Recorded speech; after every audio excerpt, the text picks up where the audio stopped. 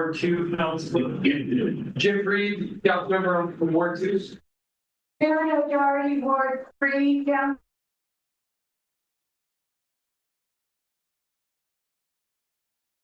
Councilor. I'm Ward 1. Will Bowling. Hi, Melanie Hill, Ward 2. Micah Richardson, Ward 1. Ward 3. Right. So we are seeing Jefferson Waite tonight. They had a dinner. So before we start, good size crowd. So what we're going to do is first I'll remind you, we want to be respectful. We like to avoid diversity and other kind of language. And so we can kind of get to know who you are. In the first time you speak, you can say your name, and then we can get to do that.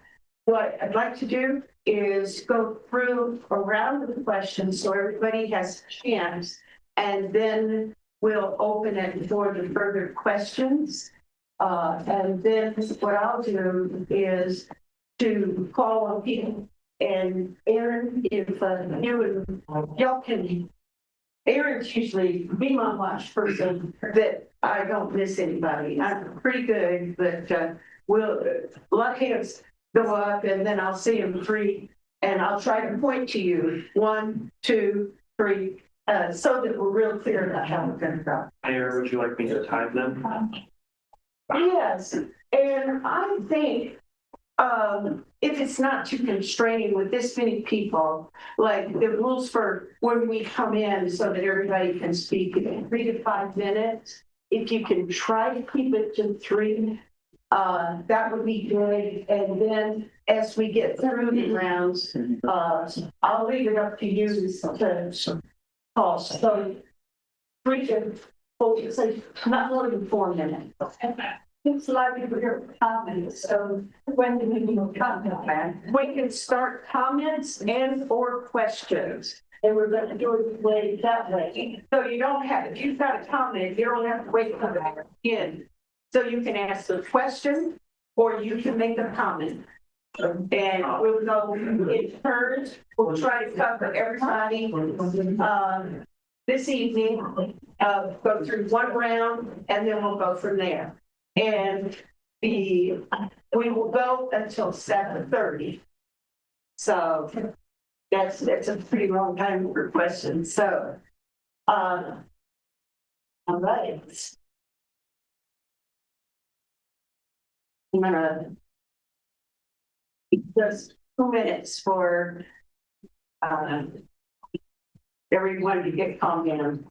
I mean, not calm down, but settle. Oops. Because I do want everyone to hear the question or to hear the comment.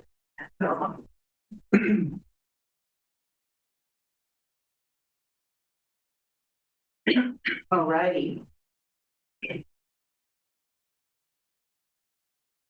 So you'll have the pen. Time Peter. All right.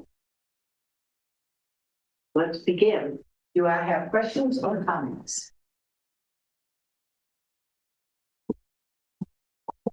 I have 1 over here.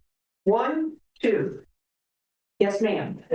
Jennifer Mansberg in the neighborhood, and I just wanted to say that as far as the property we're talking about by the river, I think we need to protect the river. The riparian zone is very important for wildlife. I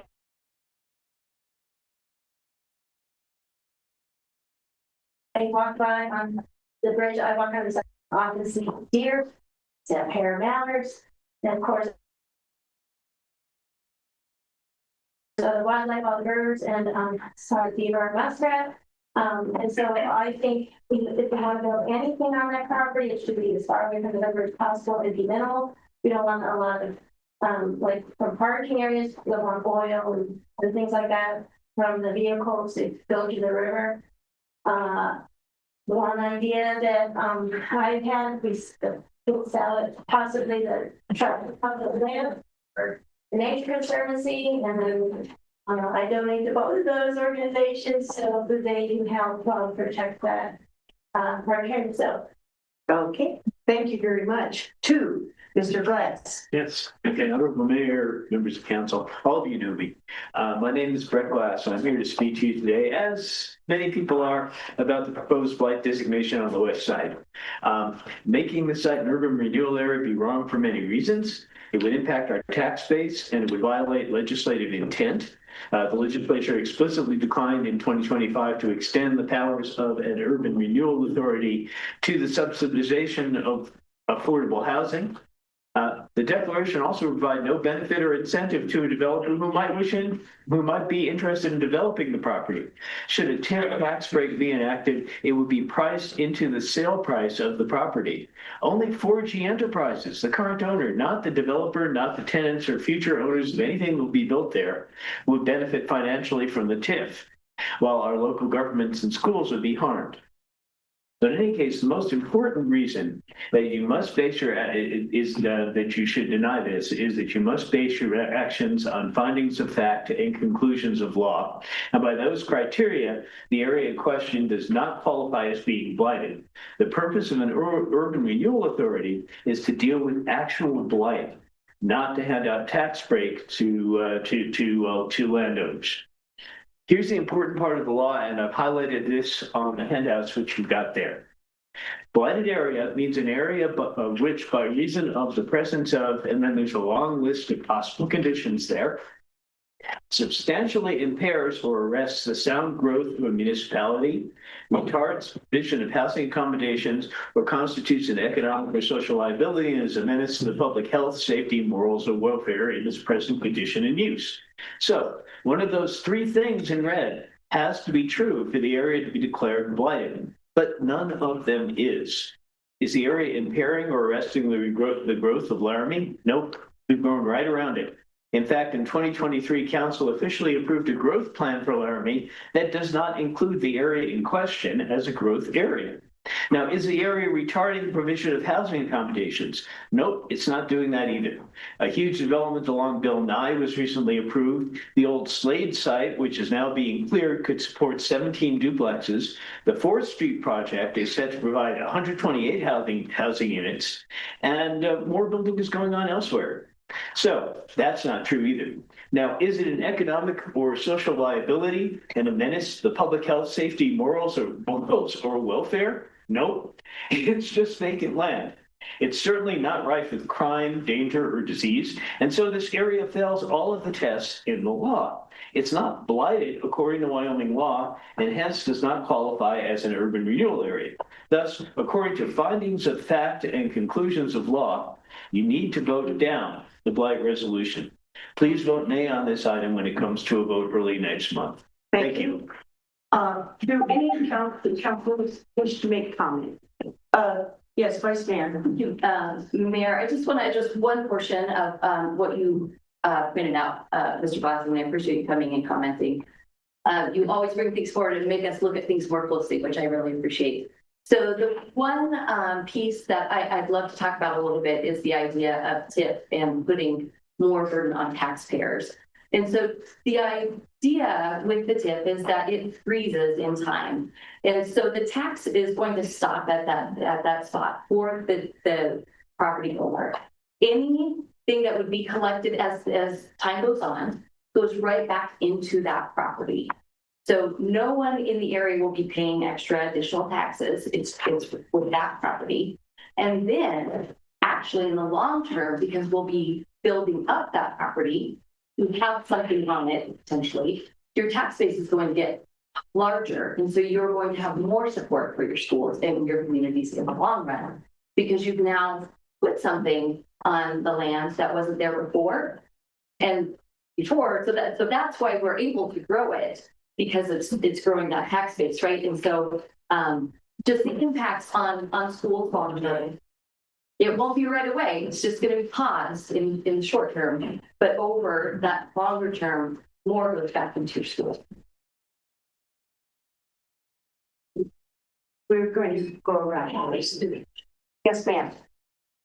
Hi, I'm Christina. I'm a current postdoc in Wyoming. Kind of bouncing off that and some of the things that people have already said. Kind of sounds like we want to put something there, just put something there. We actually don't have to do that. We can just leave it as part of the greenbelt or incorporate it as part of the greenbelt.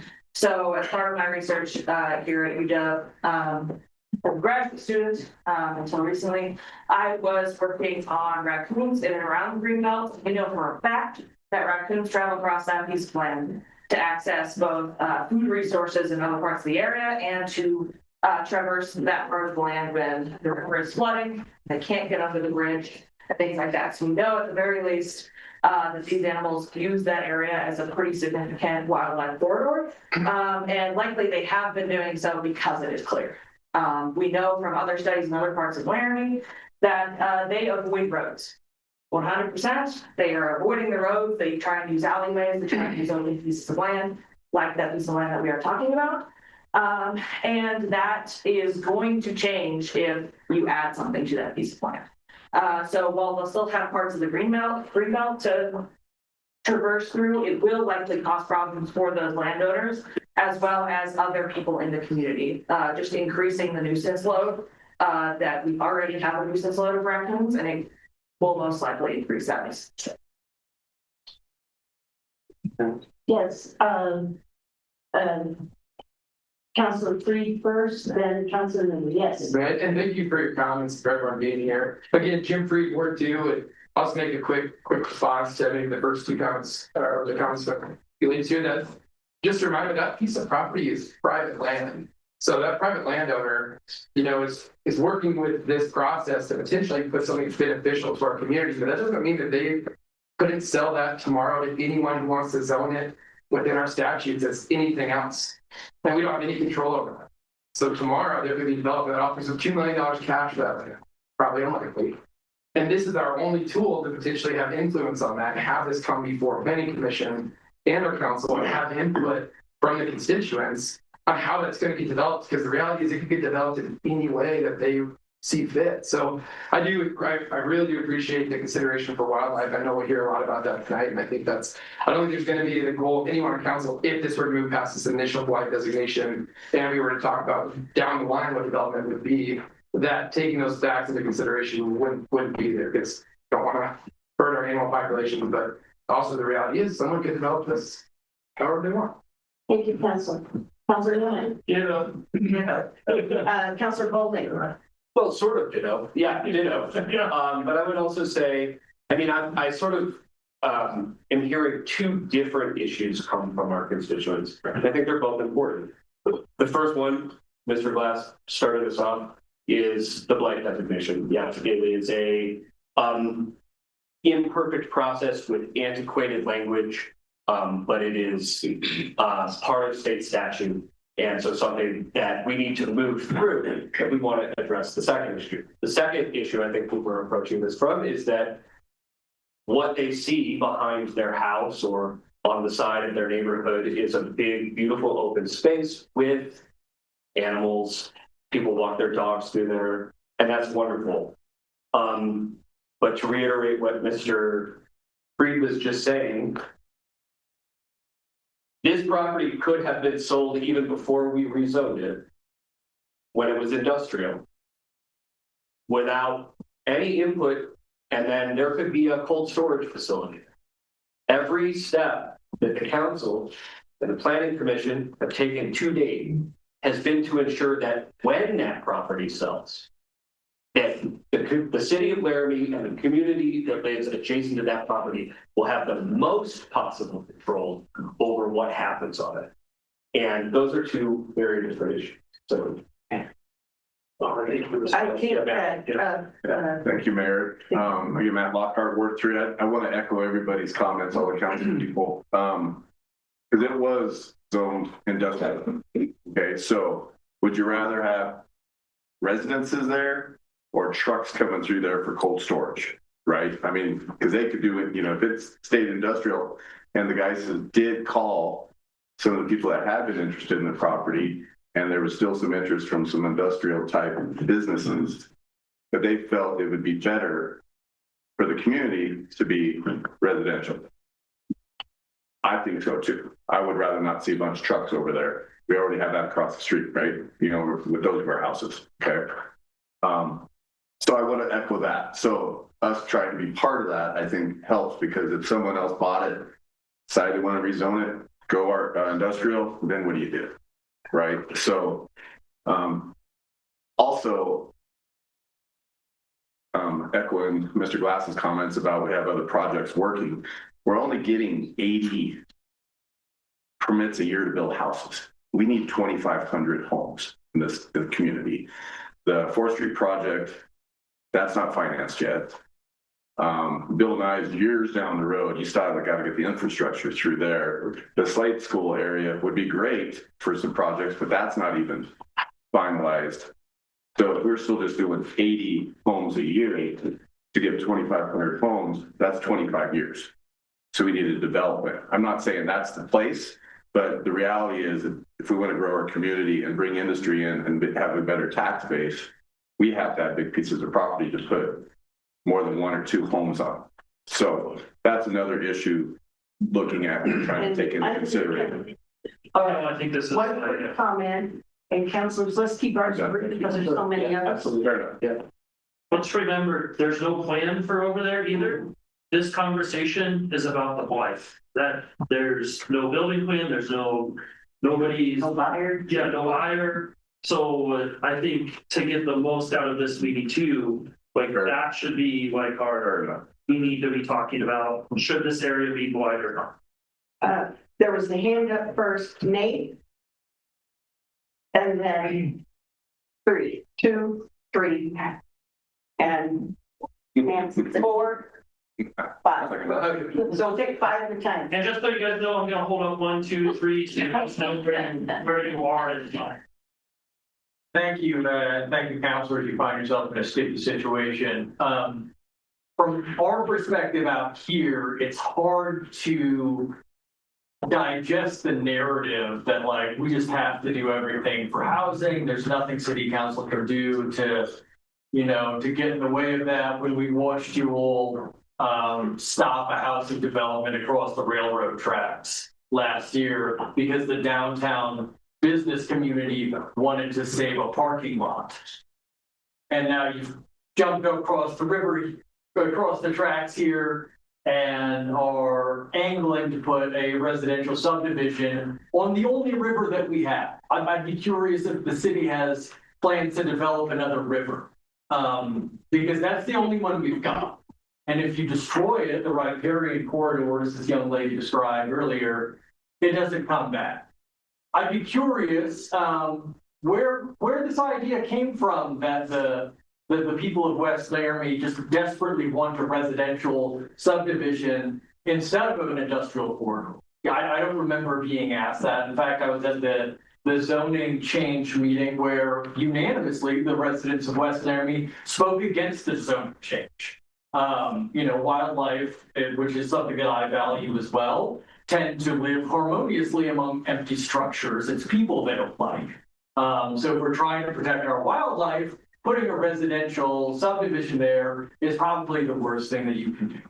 And I also want to push back on this idea of like, it's just a piece of private land. There's, we just don't know what's coming. I was in a meeting 5 years ago with city planners who were describing to me that this was a priority area for residential development. So this isn't a surprise thing. This isn't the private property thing that could go anyway. The city has long had plans to develop this land as residential property. And I think they've been fairly transparent about it. So at this juncture, to come back and say, well, it could go anyway, this has long been in the works. And I just want everybody to have an honest conversation about the reality of this project. Thank you. Thank you. Mr. Matamore? There is a third alternative. And my wife came up with this, so she gets all the credit. West Laramie is the most organized and vocal community in the city. I'm also the chairman of the planning commission. So I see you all when you come there and tell us what you think. And you do. It's the west side. West side. All right. It's the neighborhood. West side neighborhood.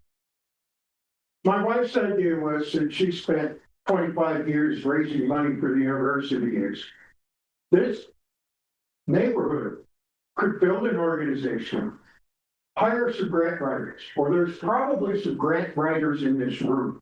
If you look around, write some grants, go to the Nature Conservancy, go to, there are foundations looking to give people money from one end of the United States to the other. Now, I don't know what the Geist brothers want for this property. It's $2 million. That's chump change to some of these foundations. You could write grants and buy it because it is private property. And all these people want to do at 4G is sell it. They've sat on it since the 1970s. Money talks.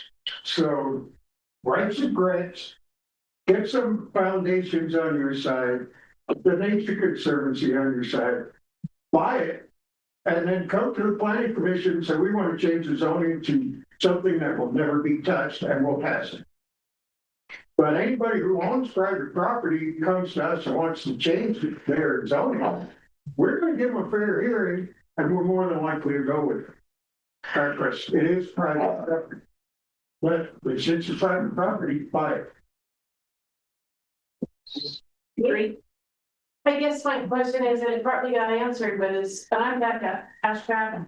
My parents live in West Laramie, we've been there about 30 years, and I'm rather new here, but I've been here a lot more than. How will it affect the historical buildings on the side? Because from my understanding, that is part of the origination of Laramie, and how it will affect the residents, but also, can you tell us what your plans would be if you have that property, what you want to do with it? I've heard that sort of said a little, I mean, maybe some ideas, but more speculation.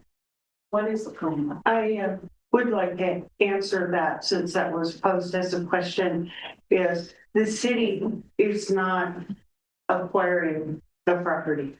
So it would not be our property. It is private property that is going through a process that is structured through the city and through state statute. So these private individuals are going through the process to change, first of all, that this has been completed to change zoning from industrial to residential. And then the property has significant mitigation, both flood and environmental, that would need to be done, that make it a challenge for development, and then that fits under state statute. So what we're in a process of is just changing what can be done on that property and what engagement the city could have. So if this fails, then they could very quickly sell the property, and then that person would come in and at the minimum zone standards, they would meet those standards. It might not be higher, we might not have the input, but as much input, but the city is not purchasing. Can I just put someone, Just a quick follow-up. but this is the zoning change, so that it has an opportunity to be residential instead of industrial. It has been changed. And so now a developer who wants to develop residential could buy the property at any time. Okay. There's one more to that. This is outside the historic overlay for the west side as well. So that it is on the outside. Okay. Yeah. Thank you, my number 4. I've been David, wildlife ecology is retired from the University of Wyoming. Thank you very, very much for holding this hearing. Appreciate all you're doing for the community, really. At time, we have 4 other things happening in town. I know you would have liked to be in at least one of them. So I appreciate you. A couple of things. The main thing is, this is not a west side issue. yes, the people living in the west side will be most affected by whatever develops on this land, but the Greenbelt and the Laramie River belong to all of us, which is why I'm here for that. So please keep that in mind. Even if the residents of the west side say, oh, that's okay, you have to consult with the rest of the Laramie community. That's one thing. Thank you. Wait, sorry. My 3 minutes. I apologize. You know my position on wildlife. My previous student, Christina, explained about raccoons, but there are many, many important wildlife species that use this. It's an important corridor. I do have a question for you guys. Because we are at a junction that we need to stop and think what we're doing in general in Wyoming, in Laramie, sorry. Have we done the study needed to estimate the water carrying capacity of the basin? And I would argue that we have not, because what we're facing is climate change with high temperatures and low precipitation. We are in about 9 years of below average precipitation. Our aquifer is dropping and our river is low. Also, our snow is melting much earlier. Look at what the green, we look like full corn right now, not Laramie. My point is, before we go and develop and build and slate and this and that, let's stop. Let's evaluate what we need to do. Come up with a plan. I'm not saying not do anything, but come up with a plan. Come up with a plan of how many more people can we support? What actions do we need to do to ensure that all of the people that live in Laramie have water available? We don't want to end up 5 years from now, after 5 years of this kind of drought, not being able or having forced to close people's faucets. Let's not go there. I'd like to address that because we have staff that think about the water all day, every day. Our city manager can correct me, but the stormwater drainage plan, that's based on highly technical hydrology studies of the whole Laramie area and takes into consideration how much flows from outside of town. So that's all they think about. And they're also preparing for this upcoming, we assume it's a drought. So how's that going to affect us? And we're going to have a work session about that in June, about how our staff prepares for, as you know, that we get some water from the aquifer, some from the river. But when that surface water dries up, our team that does water 24/7, I mean, they really do. They're out there all the time. That's all they think of it. Well, I don't know, they're not obsessive, but for their work, that's their full-time job, is thinking. And as far as the studies of basin, that's where we came up with this astronomical number about how much money we need to have an adequate stormwater drainage system. And can I say, I'm also a wildlife ecologist. I also was a stream ecologist, and I care about riparian areas. But the reason that is not in the road plan is because ideally you work with infill lots, people that study planning and urban sprawl. They want to keep our footprint in this area instead of continuing to have it go out in the county where we have no say in that, and we have no say about how things are built. So, I mean, ideally we would build within and let the wildlife happen or be outside of town than taking all of the land. Mayor, can I just follow up? I want to command the water department, the city water department. They are doing a fantastic job. We have been talking about how to capture the snow melt and put it in the aquifer. So I just wanted to say that your life, the city water department is fabulous and very responsive. Thank you, Red. Ma'am. My name is Flo Sanchez, and I want to expand a little bit on Murad's point. The greenbelt is used by Laramie residents total. A lot of people are unable to go out into the mountains or to any other place that is green, that is thriving, that is living, that has manufactured wildlife.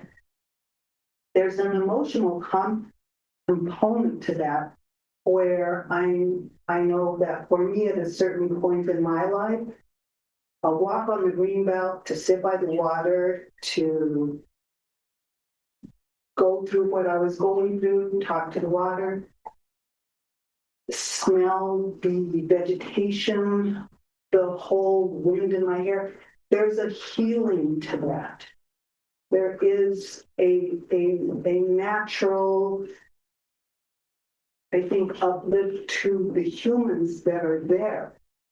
And that's something that I think would really benefit the population of Laramie, to have that expanded, where there is a place to go and have that contact with nature, because they can't go hiking or fishing or any of those other things. It's vital. It's alive. I appreciate your comments, and it has really been a foundational factor for the work and continued work we are putting toward expanding the green belt to encompass the river, and to provide that space as well as transportation alternatives and other things. Because if you look at it on the north side, you have all that vegetation, you have the wildlife. I've seen mink and fox and deer and everything. Where you go on the south side, where it goes away from the river, where it's cemented, where there's trees, there's not that feeling, there's not that touch. Thank you. Questions or comments? 1, 2, 3, 4. We'll go with 4 first. Right, number 1 for this particular section. Hello, I don't know how long I have, so I'm going to make it fairly quick. 3. You have 3 minutes. 3 minutes. I'll hold up numbers. Oh, thank you so much. I appreciate that. No, hello, I'm Lucas Freilich. I am what I would easily consider a young professional here in Laramie, Wyoming. I grew up in Gillette, good place, probably, maybe not so much anymore, but it used to be a lot of fun. Not the point. Fact is, I encourage you to vote yes on this blight designation, mainly for a lot of reasons. As a young professional in Laramie and in Wyoming generally, a state that's famous for hemorrhaging a lot of young people, affordable housing is a big piece of this. And I see it all the time. I'm a renter. I've been a renter my whole life, except when I lived with my parents. Thank God for them, am I right?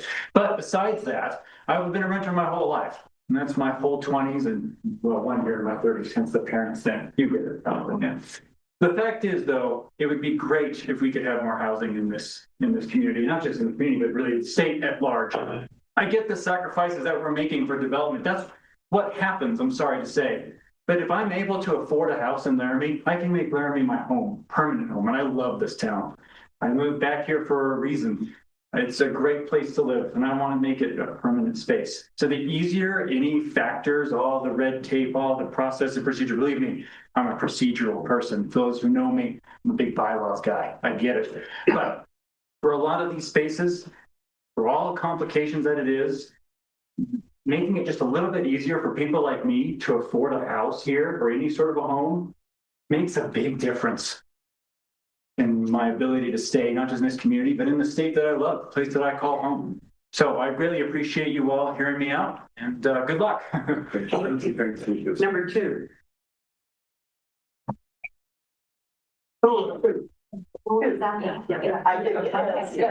If you can say your name as you start. Definitely. My name's Anne Brand, and I'm going to go slower this time and be shorter.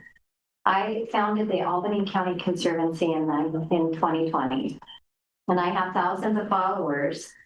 And I have to say, a lot of them start in the elementary age group, and they encompass the college age group.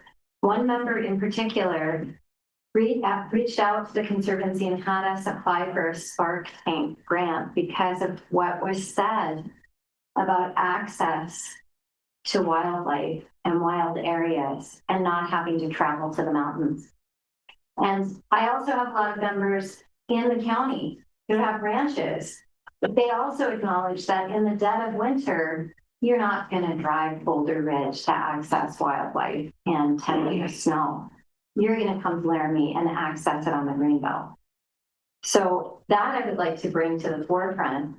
And to address affordable housing, I've heard in multiple meetings that we need single family homes, not multi-unit family housing.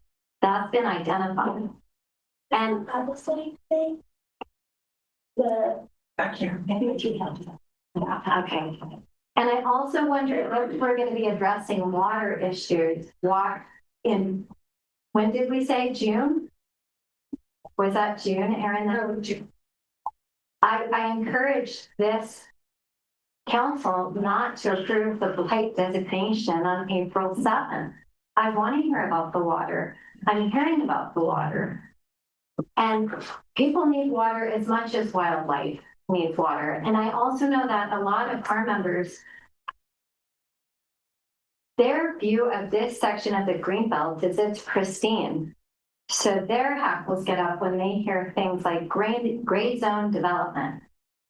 As you know, I've seen deer graze in areas where the Laramie River Conservation District cleaned that area up. And I also know that the EPA in the 1980s designated this as a high priority level. And I know that when I took my daughter, who's 26 years old, in her baby carrier at that time to be the first child on the Greenbelt, right? And I could hear pumps on the other side of the fence on the UP rail yard, pumping out the creosote.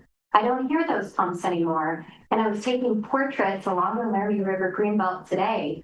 And I remembered last year, I saw wild asparagus where I was this time. So that remediation has made a huge difference. I see a lot more wildlife now than I ever did growing up.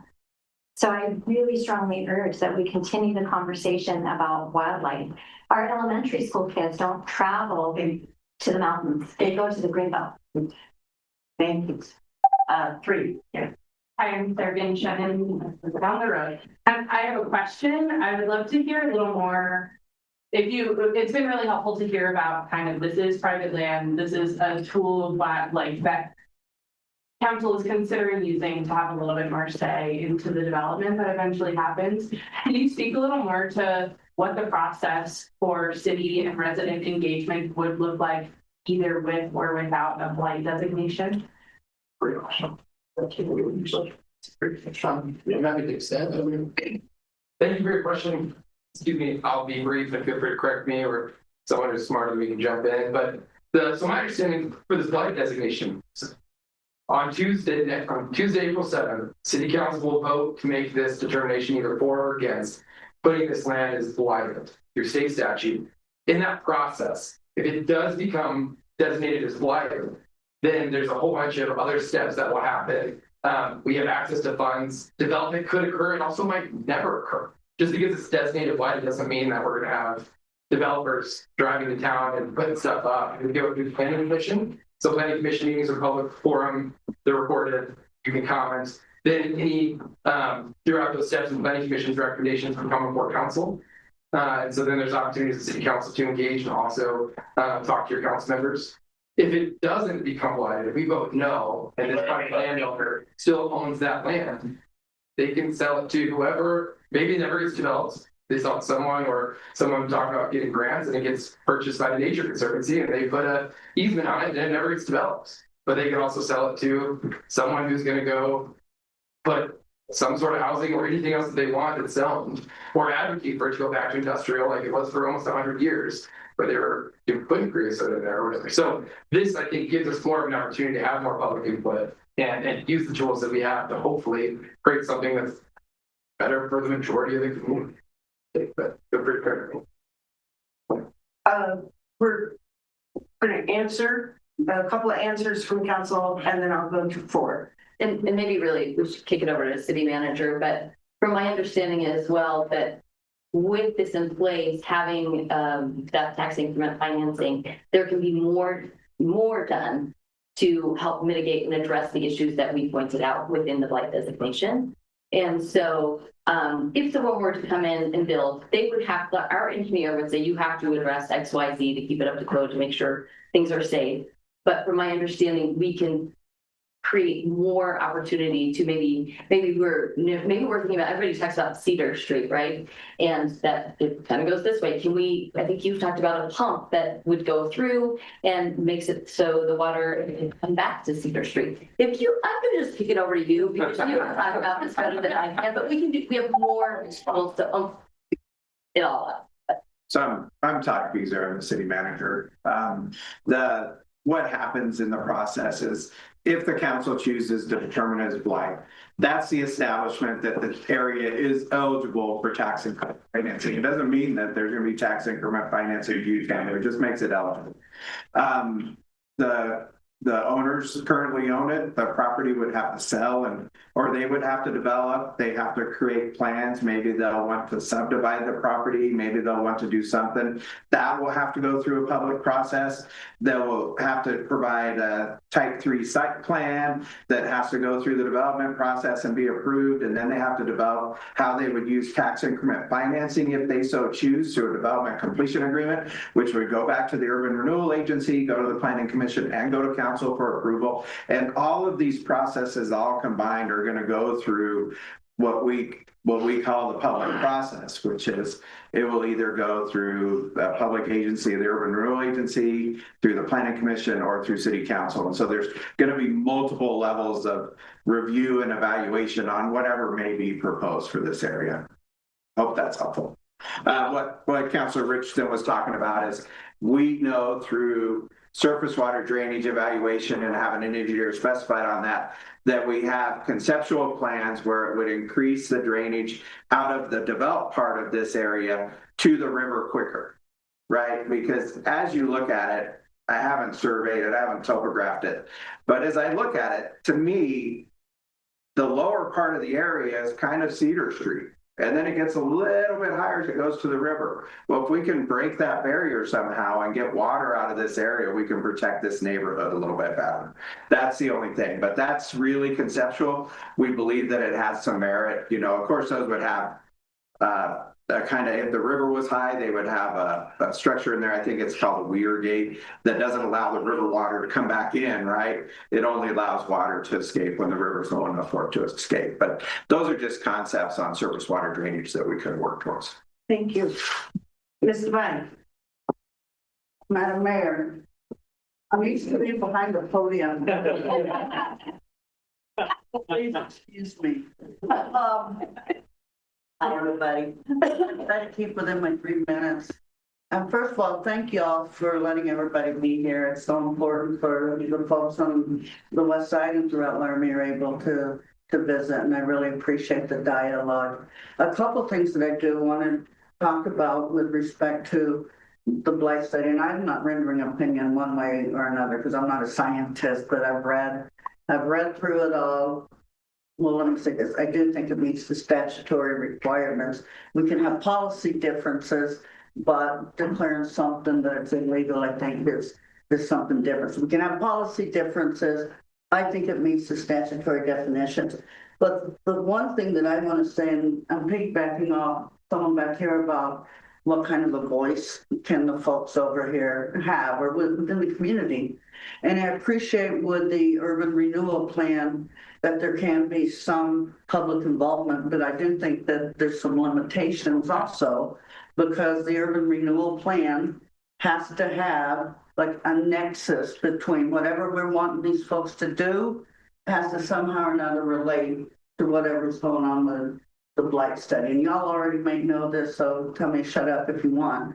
But you can also do the developmental agreement, which gives you a little bit more, but there still has to be some nexus. And this is where I've been talking to folks. I don't know what people are thinking. I do think we can have more of a voice if we can do a zoning overlay. And I have chatted a little bit with some different folks. I think with the zoning overlay, you can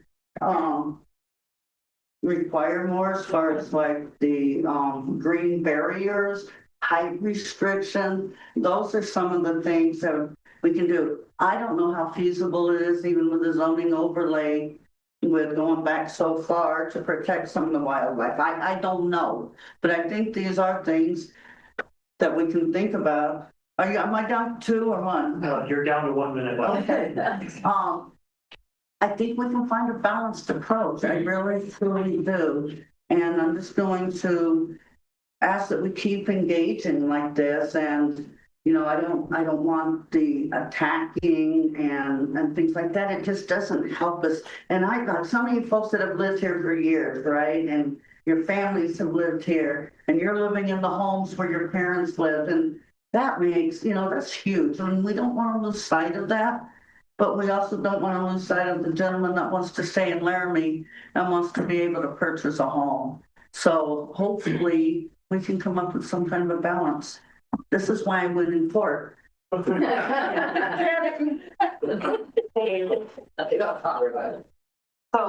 think it's really important that Ms. Devine tell us what her day job is, because we've had a lot of people come up here and quote state statutes. So I think it would be important to have that, to know where that information just came from. Would you like to share that? Me? Yeah. What your job is, your career? Oh, I'm an attorney. Thank you. A defense attorney. But that's not discounting what anybody else might say. No, it's not. And questions or comments? 1, 2, 3, 4. I have like some I'm going to proceed. I live on Cedar Street right there. I have some comments and I have a question for the council. There's like 2 corrections. There is no historic overlay in the neighborhood. The historic district boundary ends on the other side of Cedar Street. And that has no bearing zoning or anything like that, not in Laramie way. And that is not where the Crusoe plant was. That has mostly covered WPA swimming pool, built in the 1930s. It's been vacant land. I would like to just make a comment about if, you know, we get to the point of someone wanting to develop that land, I would urge the city council to sort of bring back enough of what business had, consider a zoning overlay that is done in consultation with the community living here, and that is sympathetic towards the historic district that the city did spend time and money approving and supporting. And then my question is in regards to the comment about organizing at a grassroots level to purchase the private land and get a conservation easement. That's a lot to ask of volunteers, right? Many of us in this room are really strapped with our community involvement as it is, our commitments in this town as it is. And so I'm wondering if something like that were to happen, or the neighborhood wants to pursue something like that, can we expect any sort of support from the city, whether that's you know, helping fundraising, helping with grant writing, any kind of support on any sort of level to achieve a goal like that. Thank you.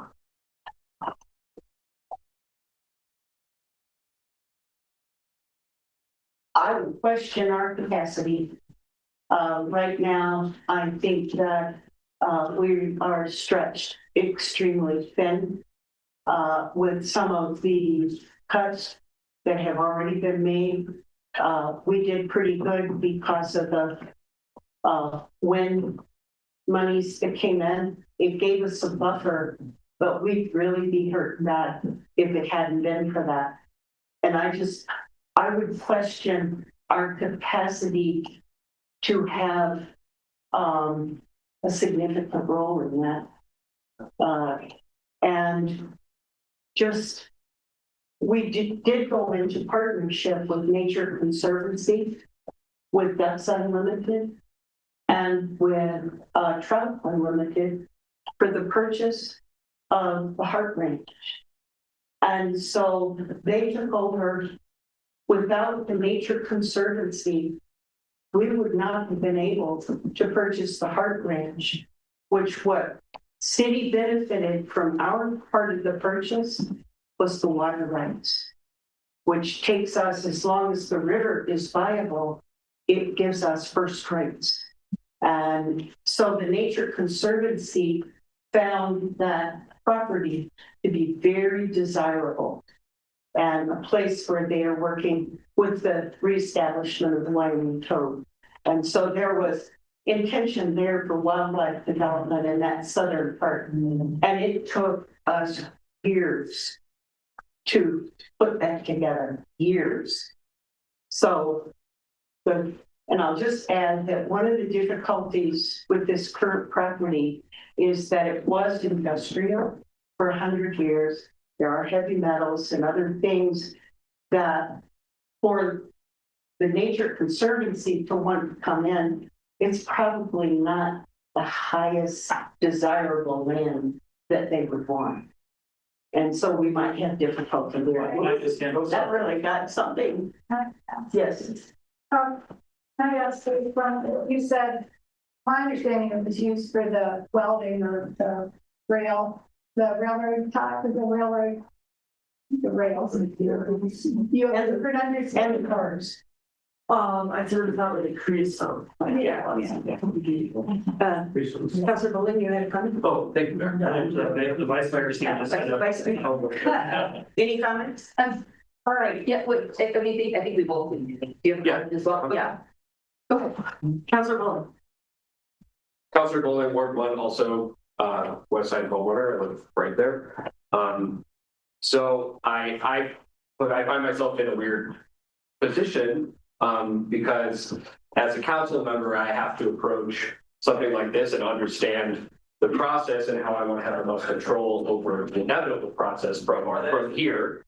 And I think I feel like a lot of the people that are my neighbors are feeling it here and not here. And I feel both of those things because I also live adjacent to this property and I see the same wildlife that everyone else sees. I see how it, basically becomes part of the green belt, even though it's not that state land. And so my job here is to approach this place from the headspace and not from the heart, but I'm trying to figure out a way to meet people in the middle, right? Because I think we have to understand all those things. Before I address Gwen's question directly, I just want to make sure that we're also really uplifting the considerable work that the Planning Commission and the URA has done to date to make sure that we continue to have the most control over how pieces of private land are developed here. They have also suffered some real slings and arrows, and I want to just make sure that we're thanking you and we're sorry for what that put you guys through. As for the idea of a soft overlay, zoning overlay, something that would allow the community in this room to have more say over what a development looks like, what its height restrictions are, how it tries to match the spirit of the neighborhood. The issue at hand on the 7th is going to provide more opportunities for people to do that, right? More time for people to participate in that process if something like an overlay district is something that the neighborhood wants to consider or the council wants to consider in conjunction with the neighborhood. To your second point, when point well taken, and I would love to think about it more. I don't know that we have an answer for you right now on that because, in terms of where our, capacities are and also where our, financial responsibilities are to the larger Laramie community. But thanks for bringing it up. Vice Mayor. Thank you. Again, my graduate Ward 1. And I think that I actually would answer that a little bit differently.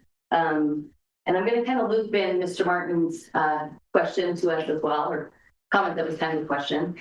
So I was on council when we said no to the ending of the lease over in downtown. And I still question that decision. I still am not sure if that was the right decision to make. I said no. I said, no lease. We're not going to sell the lease. no housing, no development's going to go here. It was probably the hardest decision so far, yeah, because you're taking into account all of these things. You know, you have business owners who this is their livelihood, and would a development there bring more people to those businesses? Yes, but they have to get through construction, right? Construction can shut down these businesses and just turn and turn and turn. But even now, I'm still thinking, man, was that the right decision? And so when the question is asked, would we help write a grant for this? I really have to think about it hard, and not because of the capacity and not because of the dollars it would take, but because really my job is to, and I ran to think about the whole community, not just you amazing West Siders who are so passionate, who went after the historic district, which by the way, I'd be in favor of an overlay on that district. But I have to think about the broader community, and we know, and the people in it. And I love wildlife too. My kid wants to be an entomologist. We go looking for bugs all the time. But I have to think about the broader community and housing and the people, and that is what I ran for. So I'd have a really hard time saying yes, we do this grant based on that, because that's from what I ran for. And if I'm being honest about what my priority is, based on what people told me they thought was most important, the housing is what I'm going to look at to start with. And so it's hard. It's not fun. And I too, like Ms. Devine said, I'd love to see if we could come up with something that creates something that it's not going to be perfect. They say a lot of times that in government, not one group is super happy. Of the two sides, what are the two things, then you probably landed in a good spot. And maybe that's where we come to, where it's not perfect, but we come to something that maybe addresses both of these things at least a little bit. So that was really long-winded. Sorry. Thank you. No, thank you. Councilor Villa. Thank you, Mayor. And yeah, Vice Mayor, I resonate a lot with that. I've been doing a lot of listening tonight.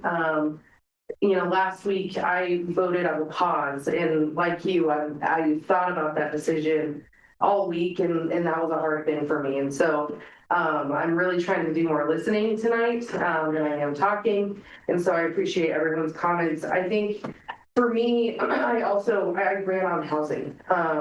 And when I was going door to door, that's what folks were telling me, you know, was their priority too. And so I really want to stick to that commitment and make it make sense, right? Make it so that we're kind of meeting in the middle here, because I live in West Laramie right now. I live over by Kiwanis Park. But West Side is special to me. My mom actually went to school in this building many years ago. Don't tell her that. And so I'm really passionate about this in particular. And yeah, and so I do struggle, but you know, we have a lot of folks in this community who've been working on this issue for a long time. You know, we have the URA, Planning Commission, et cetera, much longer than I've been sitting here in front of every, you know, as an elected official. And so I just want to be transparent, like this is hard for me, but I'm really trying to do right by everyone. And yeah, it's not fun sometimes, but yeah, I appreciate it. Thank you. Yes, sir. My name is Dave Linder, and I was at 14th Charter, and I'm the secretary of the Laramie Renewable Agency, and I really appreciate it. I just want to say a couple things. I'm hearing about the desire for community engagement, and I love it. I've served on the Laramie Urban Renewal Agency since the beginning. But one of the first things that we did is we sat down and we wrote a community engagement plan to try to talk about what urban renewal agencies did, how tax income financing worked. And let me tell you that effort to spread the word was an abysmal failure. Fred and I went to the farmers market last summer, and we handed out ice cream sandwiches, and we couldn't get a single person to talk to us about tip districts with an ice cream sandwich. It was the quality. The last 4 weeks have probably had the greatest impact on the community here in terms of spreading the word about what tax increment financing is, how urban renewal agencies work. I mean, we even held a state conference, the very first urban renewal agency state conference here in Laramie. And that didn't get the word out in Laramie. And here people are talking about what is tax increment financing? How does it work? How can it solve the problems that we're facing? And then how can we use some of these tools to address housing and flooding and environmental damage? And that hasn't happened so far in the 2 years I've been on the board or the agency, you know what I mean?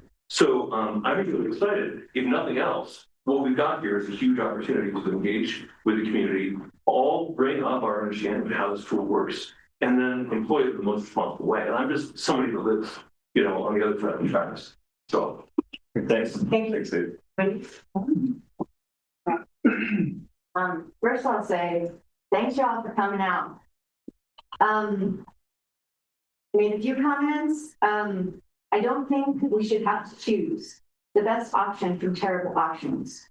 The way council is talking gives the impression that the blight designation and development on the 4G land is inevitable. Council keeps saying that there aren't any plans yet, but we were told at the Urban Renewal Agency open house in January that the plan is to build 2 apartment buildings with up to 96 units combined. This would include parking for 96 units, as well as streets for all of the units. That's a lot of impermeable surfaces on floodplain.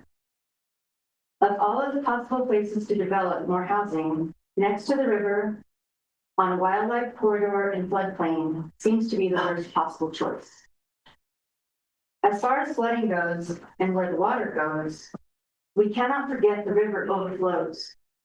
The idea of diverting water from the west side to the river seems questionable at best. The storm sewer system needs to be updated. When the time comes, I ask council to vote no on the blight dispatch. Thank you. Thank you, Winnie. I have a comment to that. Yes, Councilor. I have no idea what was said at those meetings because I didn't go to them. When I talk, I have not seen a plan.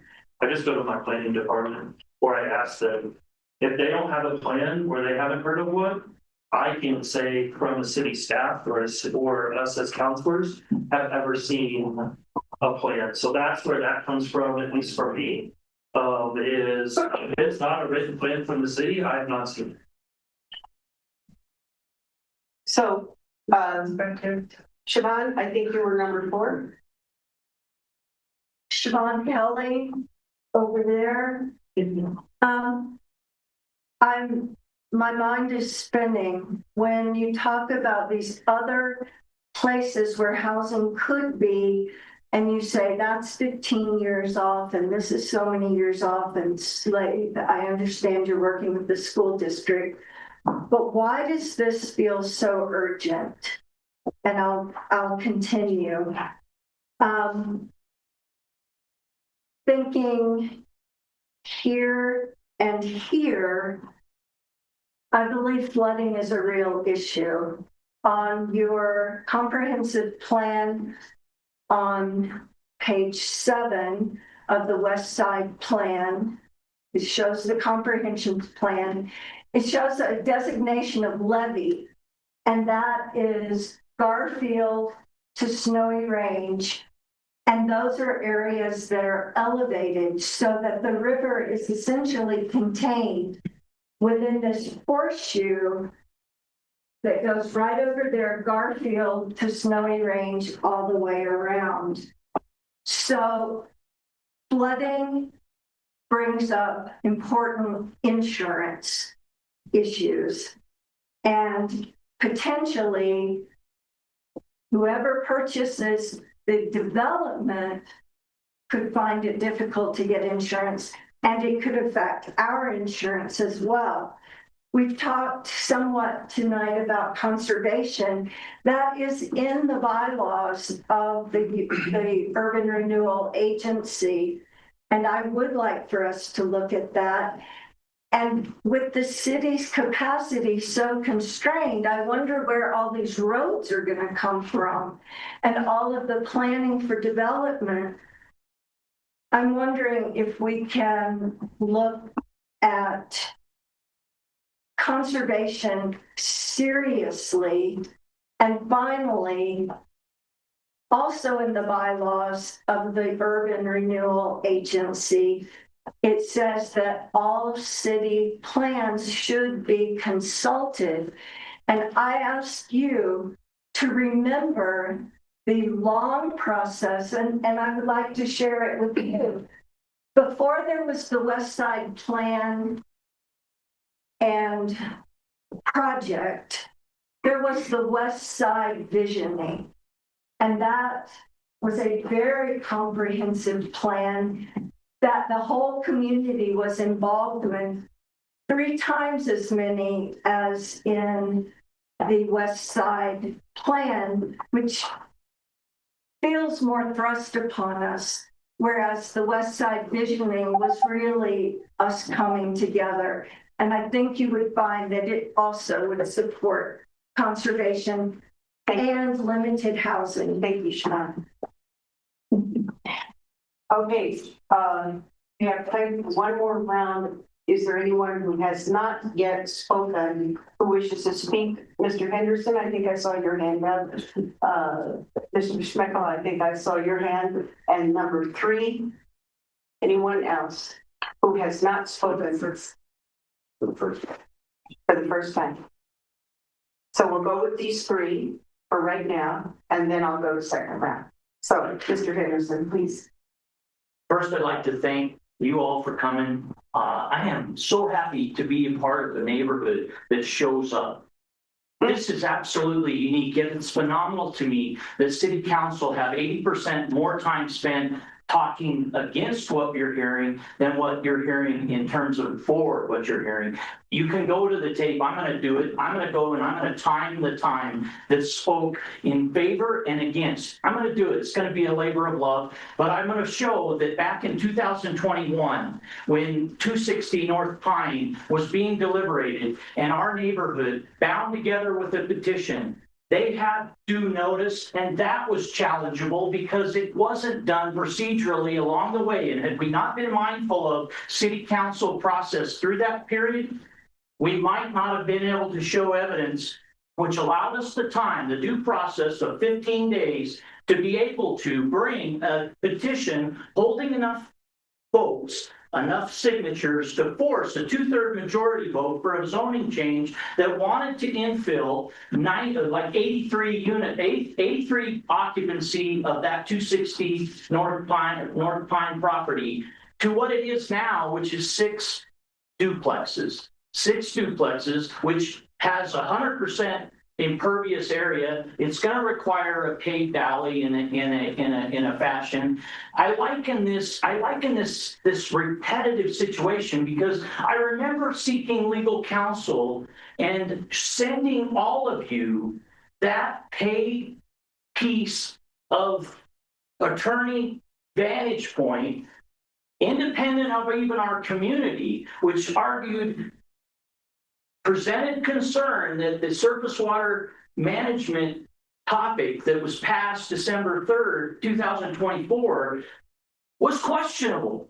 But we're willing to agree with someone who comes, one attorney who comes and manages that this is probably going to pass. Well, blight, I agree with Citizen Glass with respect to the decision on blight. I look out there, I see beauty.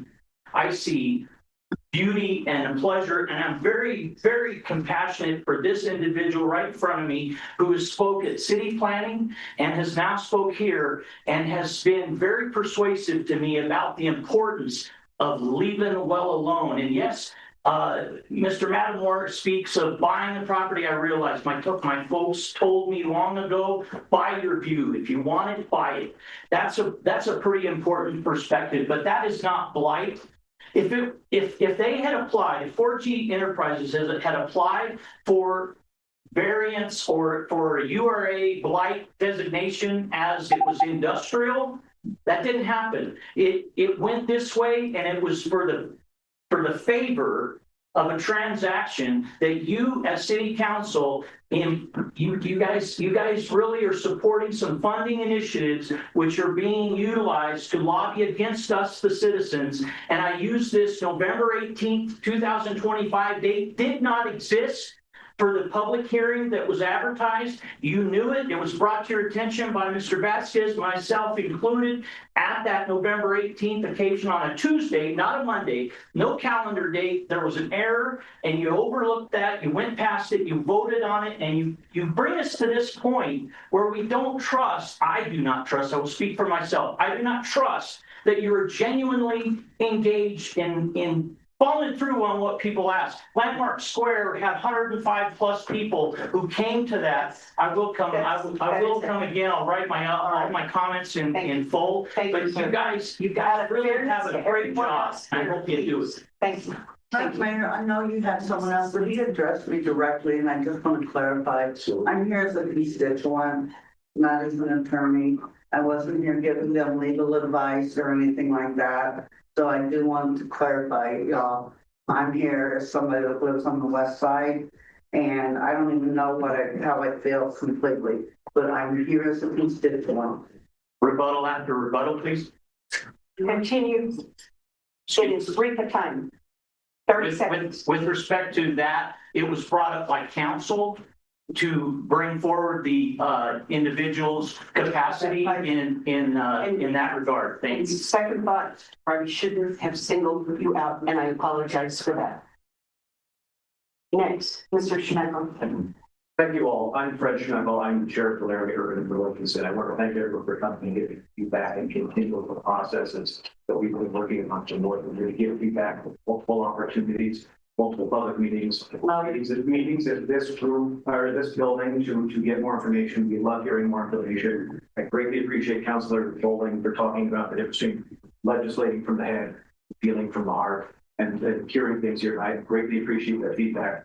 I'm also very pleased to say that I get to be held accountable at this moment because I get to correctly piece this information that I think they sent or something I said to a member of the committee here about the potential development here. I felt that I made it clear. I apparently did not communicate that well enough.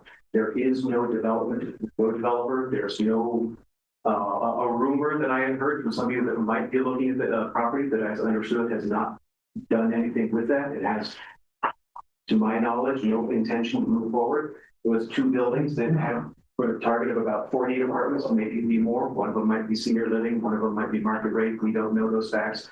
If I can strike there, put that information on the meeting that's led people straight, I apologize. That was something I was trying to help envision what might be on that property. If this were a housing thing, to help people understand what this could be and the additional housing that could bring to this community. If that has caused confusion, I do apologize. No plan. Remember when you said there was some wildlife? Thank you. Thank you. And I just want to make a couple comments. I don't say this, I just say this to the constituent, not enemy or honest anyway, but I think a lot of us in this room really just don't trust council. We smell the smoke. I can't hear you. We don't trust what's going on because we're getting told that, if we make it a blight, we'll have more savings. Because it's private, then you pull out the private property boogeyman and they can do whatever they want. The fact is it's sat empty for 30 years. It's probably not economic for the apartment market. They need financing. It will probably come from the public. We shut 2 schools down. Everybody's running on this religion of housing. And everyone in this room can name 3 slumlords in this town that does not follow the housing and rental codes the city council has passed. Even the planning commission department, folks in there, employees of the city, have told me to my face that they said, hey, we can't go after certain slumlords because they got friends. City council tells us not to. So we're sitting here saying, you're so adamant about developing a piece of land in our neighborhood when we just don't really trust the reasons behind it, the initiative behind it, and really the facts behind it. So I think I speak for a lot of people. We're just kind of hopscotching from one argument to the next. And, I understand development will happen. People need places to live. Laramie has a 1% growth rate each year. But, sit and try to dictate how something's going to happen to us in our neighborhood, it doesn't make us happy. So, anyway, those are just a couple of the comments. Thank you. Vice Mayor, I just was wondering about, like, as a private property owner, what, I'm always like, my name, the city council never tells planning commission, don't go after a slumlord. I helped get the rental ordinance passed. It was a lot of. The people in your department have told me that. Okay, well, we'll have to clarify that, but. I mean, Joseph has told me that. They may not have the statutory authority, I don't know if that's the right term, the authority to do that. We can only do so much. It has to come from the renter. They have to make a complaint about specific things. We don't have a lot of control over slumlords. Blight. Yeah. No, because the blight, we're talking about when the private property owner is part of this and they want to declare it as like, we're not going to go and declare, like, yeah, you brought up, like, why don't we just declare North Third blight? It's because we're not trying to dictate what people do to their property. So I'm always in this position, like, my neighbors don't want anybody telling them what to do with their property, but they want me to tell another neighbor what to do with their property. And I feel like that's the bind we're in. If somebody's a private property owner and wants to do X, then how much say do their neighbors have about what they do with their own property? So I'm just throwing that out there. Can I say something about that? I guess us as. Excuse me, point of order. Okay. You've spoken and we have people here and you've made some very, very good points. But I need to open it up. Is there anyone else who has not spoken that wishes to speak? Then you allowed some people rebuttals, and I think he needs a little bit of time to rebuttal to what she said. then if you can, in less than 30 seconds. I'm saying we all understand they want blight so they can pursue the funding because their project right now is probably not economic. We all know that. But it's just the monkey in the road. I know that there are a couple of people that wanted to make second comment. If that could be brief. Mr. Glass, please. Thank you. Anyone else, before you start, anyone else with second comment? Yes, ma'am, and 2 and 3, and I think that would be as much time as we have. Okay, a couple of quick things that, observations and also reactions to what I've heard tonight. Affordable housing, I'm very much for it, all in favor of it, but the legislature has said that it's not the Urban Renewal Authority's job to provide it. House Bill 68, which was considered in 2025, was voted down by the legislature because they did not want to expand the authority of an urban renewal agency to the whole realm of affordable housing. So let's not violate the law or abuse the authority that the URA does have. Second of all, about TIFs. A TIF absolutely is a tax break. It freezes the taxes on the land and that adds value to it. 4G Enterprises is asking for this because they want to maximize the sale price of the land when they sell it. The developer is going to pay more, and so ultimately the benefit is all going to go to 4G, not to any third party, not to anyone who wants affordable housing. And the worst part of this, we have a categorical imperative problem here that every developer in the future, every landowner is going to come to us and say, please declare my land blighted, because they're going to want the same thing. Finally, I love the idea of a west side overlay, but I think even better to have a west side zone. Why not? Instead of an overlay, why don't we consider a neighborhood zone and reclassify this area as that? I agree with Linda, that would be a good idea. Thank you. Thank you, sir. Spain. Yeah, I just wanted to bring up a couple points that I've heard that things like infill is better for wildlife and conservation in terms of urban development. That is a very, very old idea. We know for a fact that both wildlife and people do better with more green space. There is less heart disease. There is greater mental health in a lot of our folks in the house. So thinking about just housing seems kind of like only a very small part of the story, whereas we need to be thinking about a lot of these much bigger issues that are facing the entire world in terms of urbanization and rethinking how urbanization actually looks in Laramie in a more progressive, going into the future kind of way, and not going back to what like New York City is. Thank you. And Siobhan Reagan will When I spoke before, I asked a question, and I know that I went on to use the rest of my time, but I'd like to revisit that question, which is all these other opportunities for development in Laramie, why do they seem so distant? And why does this one feel so urgent? Okay. Councilor Bowles. Thank you, Siobhan.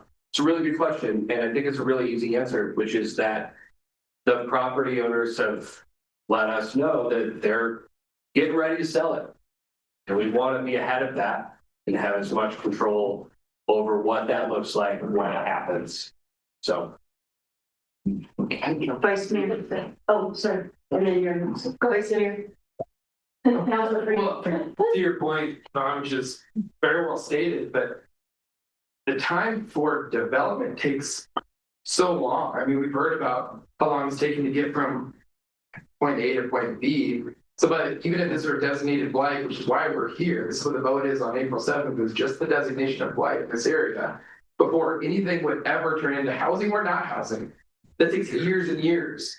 And so if you don't start being proactive and working on it, it's not, housing just doesn't happen.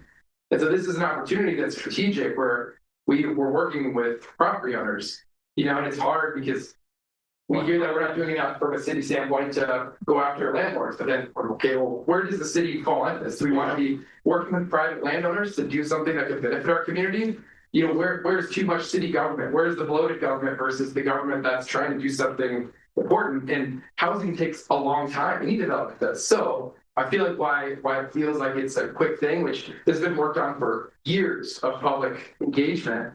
And it feels like it's coming to a head because it's finally on the council vote, but the Urban Renewal Authority has been doing this for a year and a half plus of public engagement about this topic. But I think because it takes so long to finally get something developed. Who am I? Vice Mayor. Don't let these guys go first. Oh, the question. Oh, Mr. Matamore. You have to understand, we have a planning commission of 7 volunteers who finally vote on something. We have a planning department with basically 3 people. It takes, okay, I'll give you an example. We passed in 24th, we passed over 300 residential lots in preliminary plats. Not one house has been built on any of them. Those have all been approved in preliminary plats. The final plat has not come in on any of them. It takes a long time. We don't have the staff to speed it up, and we have a lugubrious process to do it. There's an awful lot of regulation that has to be met before it comes to the commission to vote on. So that's one of the reasons why other areas are not getting built. There's going to be big surge on Bill Nye Avenue, but we've got to do utilities. We've got to build a road. Then we've got to get property owners who are willing to go and subdivide or develop a type 3 plan so that they can get something approved in whatever they're zoning it. It takes years to get a new project done. Now, there must be some ways to speed it up. I wish there was, but it's the regulations that are there and the lack of city finances to speed up the process. It just takes a long time to get something done. And I just wanted to clarify that we went back to someone in the audience because of his chairship of the planning department. And I think the vice mayor, that Mr. Matamore was in a better position to help answer that question that Siobhan posed to us. Actually, I have a different comment back to the previous statement about, the elephant in the room being that this is going to be easier for development. I don't think that's the elephant in the room. I think it's actually the reality. It's easier for development with blight and TIF in place because it lowers costs, which then the hope for that is that those lowered costs go on to those folks who are going to move into those, whatever is being built, right? So 100%, yes, I think Tim life makes it easier for things to happen. I will not shy away from that, but in the long run, I hope the reason for that, and it's supposed to work out, the maths are supposed to work out, that it's easier, and then because they're able to help pay for some of those things that are needed, and then those costs aren't shifted to the homeowner. That's where that reduction can come in for some of those homeowners. So just want to make sure that I focus very. I'm not trying to shy away from that. I'll try and say. I